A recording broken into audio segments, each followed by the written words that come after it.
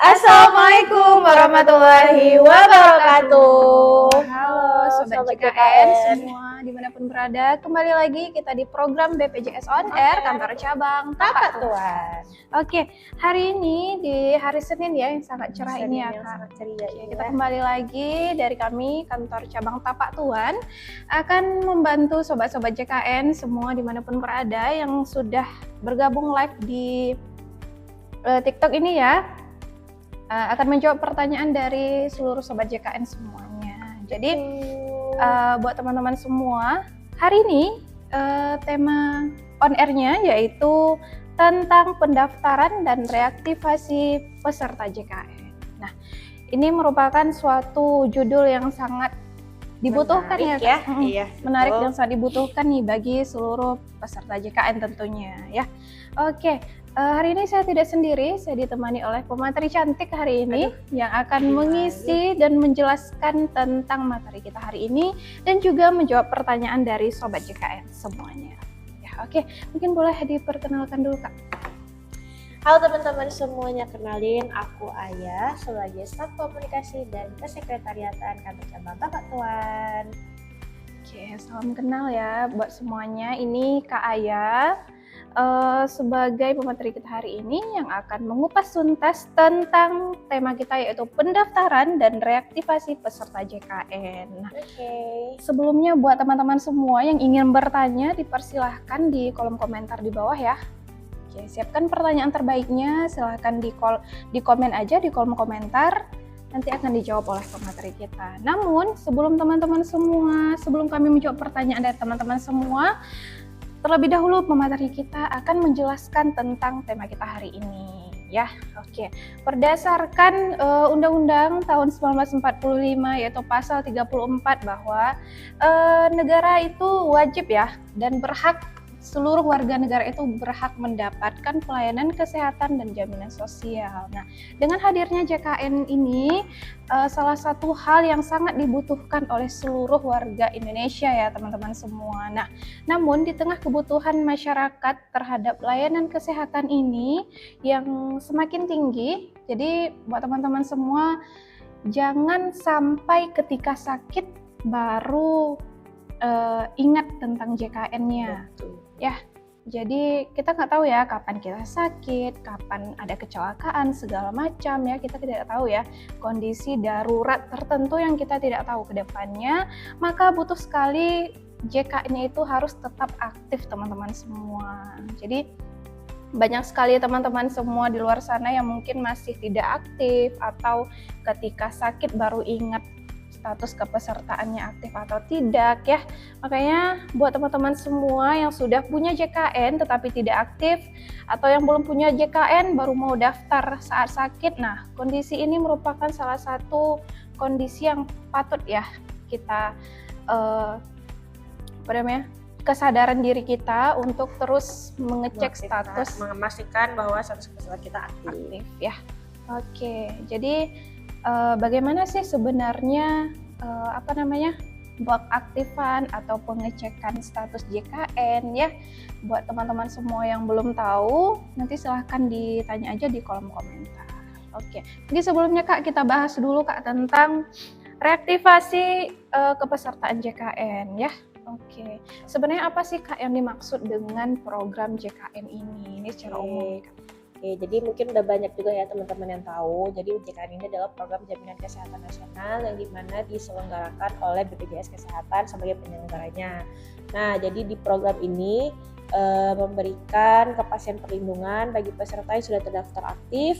Ketika sakit itu dia terlindungi dari segala biaya yang muncul ketika dia berobat. Nah, jadi di JKN ini mungkin kita juga udah banyak tahu ya, ini karena udah banyak juga yang komen nih Kak Mega yang nanya gimana cara pengaktifan sesuai dengan tema kita hari ini. Nah, jadi di sini kita ada aplikasi Mobile JKN, ada Pandawa dan Care Center 165.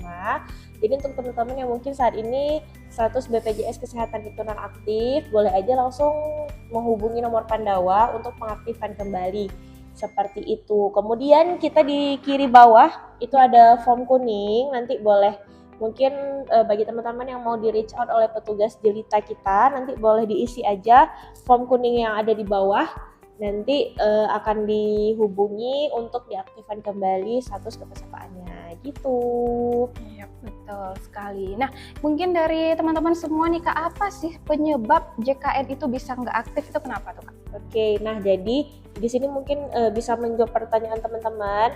Yang menjadi penyebab kepesertaan kita tidak aktif itu ada banyak hal, tergantung dia dari segmen apa. Kalau teman-teman berasal dari segmen pemerintah, itu kalau tidak aktif lagi berarti datanya itu sudah tidak masuk ke dalam tanggungan pemerintah. Nah, untuk pengaktifan kembali, kalau misalnya memang terdaftar sebelumnya di tanggungan pemerintah pusat, boleh langsung menghubungi dinas sosial. Nanti di situ kita cek nih, apakah datanya masih masuk ke dalam tanggungan DTSEN yang data terpadu sosial ekonomi nasional atau tidak. Kalau misalnya memang masih masuk dan memenuhi kriteria, nanti akan dilakukan pengajuan oleh dinas sosial ke Kementerian Sosial untuk dilakukan pendaftaran BPJS Kesehatannya melalui SK Kemensos seperti itu.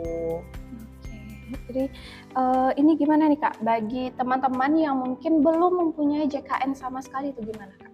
Oke, nah jadi kalau misalnya belum sama sekali terdaftar di JKN atau di BPJS Kesehatan, boleh langsung menghubungi WhatsApp Pandawa atau bisa melakukan pendaftaran juga di Mobile JKN ataupun menghubungi Care Center 165.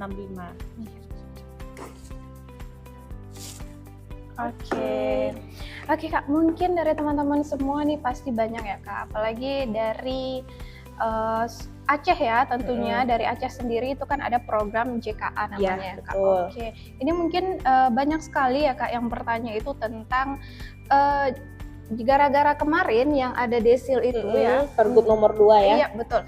Jadi teman-teman semua ini udah pindahlah ke Mandiri ya, udah pindah ke Mandiri, namun ingin pindah lagi ke JKA. Iya betul. Itu gimana caranya Kak? Oke, nah jadi sebelumnya kan kita memang di Aceh ini terkendala mendaftar ke tanggungan pemerintah Aceh dikarenakan sudah ditetapkan desil. Ada desil 1 sampai 7 ya yang bisa mendaftar kemarin. Namun setelah dicabut pergubnya itu sudah kembali lagi seperti sebelumnya. Namun apabila peserta mandiri yang mau beralih ke JKA kembali gitu, persyaratannya pertama harus menunggak minimal 6 bulan terlebih dahulu dan sedang akses layanan. Nanti peralihannya apabila sudah menunggak minimal 6 bulan memenuhi persyaratan tadi, boleh langsung ke Vaskes terdekat untuk bisa diaktifkan kembali BPJS-nya ke tanggungan pemerintah daerah gitu. Waduh, teman-teman seperti antusias sekali nih Mega. Iya betul, kita udah bisa banyak langsung sekali ya pertanyaannya. Oke, mungkin bisa kita mulai aja ya Kak. Iya, pertanyaannya. Oke Kak, kita mulai dari sudah banyak sekali. Oke, kita mulai dari ya pertanyaannya ya. Iya. Teteh Hui ya. Oke, kemarin saya mau daftar BPJS PBI ke puskesmas, tapi katanya nggak bisa, harus darurat dulu. Oke, nah BPJS PBI itu kan tanggungan pemerintah. Jadi ada dua nih, ada pemerintah pusat sama pemerintah daerah. Jadi kalau misalnya memang sama sekali belum sama sekali sebelumnya itu tidak aktif, mau diaktifkan kembali, itu ada memang beberapa syarat harus dalam keadaan gawat darurat terlebih dahulu gitu, baru nanti bisa dibantu pengaktifan kembali ke tanggungan pemerintah seperti itu. Jadi kalau misalnya kan dia juga melihat kriterianya nih ya, apakah memang betul-betul masuk ke dalam kategori tidak mampu, baru bisa nanti ditanggung oleh pemerintahnya gitu.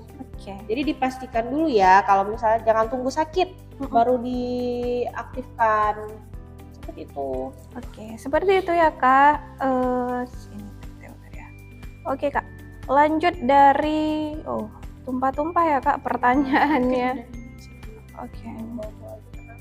Dari Kak Ainun. Mbak, gimana caranya kalau misalnya beda kakak sama suami, BPJS-nya ditanggung suami, terus di suaminya itu ditanggung oleh perusahaan? Nah jadi kalau misalnya memang kakaknya sudah resmi menikah, kalau misalnya mau masuk ke dalam tanggungan suami, yang perusahaan itu boleh nanti lapor ke PIC badan usahanya. Jadi nanti kan dari PIC badan usahanya itu mereka memverifikasi apakah memang sudah betul-betul menikah, karena ini kan kasusnya berbeda kartu keluarga ya gitu. Apakah mungkin nanti dari PIC-nya itu memverifikasi menggunakan buku nikah. Jadi boleh lapor langsung ke pihak PIC badan usahanya. Kalaupun misalnya suaminya itu bekerja sebagai PNS, TNI, Polri, ataupun ASN lainnya, nanti kita melihat keabsahan menjadi tanggungan itu berdasarkan daftar gaji. Nanti ada namanya formulir KP4, di situ tertera siapa yang dapat menjadi tanggungan dari si peserta. Gitu. Oke, begitu ya Kak. Jadi langsung aja ya Kak lapor ke PIC dari badan usahanya aja. Betul. Gitu. Oke Kak, lanjut dari Kak Nararoa. Oke, Kak, aku udah lunas BPJS tapi kenapa masih belum aktif ya? Padahal udah 3 hari. Oke, berarti kakaknya boleh langsung lapor ke kantor cabang terdekat aja. Mungkin ini ada error sistem ya. Nanti boleh lapor ke kantor cabang terdekat aja membawa bukti bayarnya. Nanti kita cek terlebih dahulu apakah terkendalanya itu di mana. Karena kalau misalnya memang sudah dibayarkan, dia biasa 1 kali 24 jam itu sudah aktif. Tapi kalau memang udah sampai 3 kali 24 jam belum aktif, segera lapor ke kantor cabang terdekat. Gitu ya Kak. Oke, begitu ya Kak. Kalau bisa secepatnya ya Kak. Karena kita nggak tahu ya, mungkin kakaknya mau berobat atau perlu ke puskesmas segala macam ya. Iya betul. Lanjut Kak, dari Kak Ming UI. Kak, gimana caranya pindah fasilitas kesehatan? Oke, mudah sekali teman-teman. Sekarang teman-teman semua yang mau pindah Vaskes, boleh langsung download aplikasi Mobile JKN, pilih menu perubahan data peserta ataupun melalui Pandawa, save nomornya sekarang. Karena kalau untuk ubah Vaskes itu sekarang mudah sekali, bisa online. Apalagi cuma sekedar ubah Vaskes aja ya. Boleh langsung download aplikasi Mobile JKN ataupun simpan nomor Pandawa. Ya.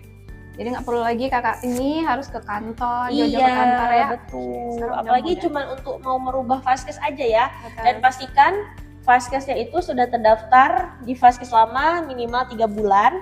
Dan kalau kakaknya ngubah Vaskes sekarang, nanti aktifnya itu terbaca per tanggal 1 bulan depan. Ini juga ya untuk teman-teman semuanya yang nonton, ada sekitar 52.000 orang.